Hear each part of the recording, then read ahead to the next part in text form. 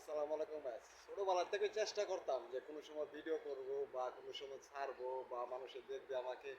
তো সবসময় আছে না ভিডিও করতে কিন্তু শরম লাগতো বা কোনো জিনিস নিজের কাছে মানে আনইজি যে ফিল হতো বা মানুষে কি কইবো বা মানুষে কি ভাববো, তো এই জিনিসটা সবসময় ভাবতাম।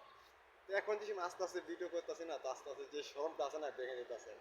তো দোয়া করি শরমটা যাতে ভেঙে যায়। আর ভিডিও তো আমরা নতুন মানুষ না, ভালো ভালো ভিডিও হয় না বা করতে পারি না বা অতটুকু সময় হয় না বা কাজ করি তো প্রবাস জীবনে 12 ঘন্টা ডিউটি করে যে অতটুকু সময় পাওয়া যায় না।